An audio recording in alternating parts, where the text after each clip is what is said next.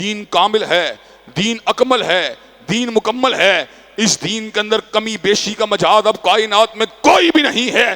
حضرت رسول اللہ کے کائنات سے تشریف لے جانے کے بعد علماء ہوں یا مفتیان ہوں یا ائمہ ہوں، ان کا کام دین کا بلاغ ہے، دین میں کمی بیشی کرنے کا کوئی عالم مجاز نہیں ہے۔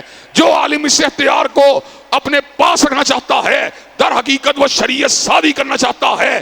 اللہ کے نبی نے ہمیں 2 عیدیں دی ہیں، دین کے اندر تیسری عید کو اگر آج تسلیم کر لیا جائے تو چوتھی، 5ویں، 6ٹھی، 7ویں عید کو بھی تسلیم کرنے کی گنجائش نکل سکتی ہے۔ جس طرح فجر کی نماز میں 3 رکعتیں، ان کی کوئی گنجائش نہیں، ظہر کی نماز میں 5 رکعتوں کی کوئی گنجائش نہیں، مغرب کی نماز میں 4 رکعتوں کی کوئی گنجائش نہیں، اسی طرح اسلام میں تیسری عید شرعی کی بھی کوئی گنجائش نہیں۔ ہمارے بریلوی دوست جو اس عید کے پر اصرار کرتے ہیں وہ بھی یہ بات کہتے ہیں یہ عید شرعی نہیں بلکہ عید تہوار ہے۔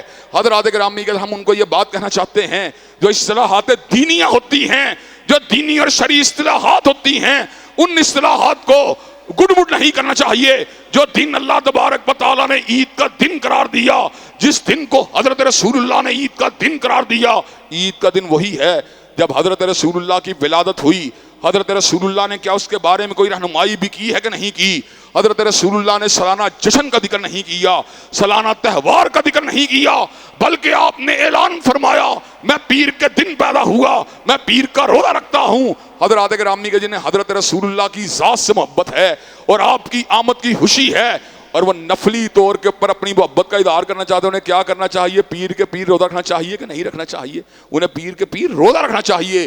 حضرات گرامی اللہ تبارک و تعالی ہمیں اتباع رسول صلی اللہ علیہ وسلم کی صحیح طور پہ توفیق دے۔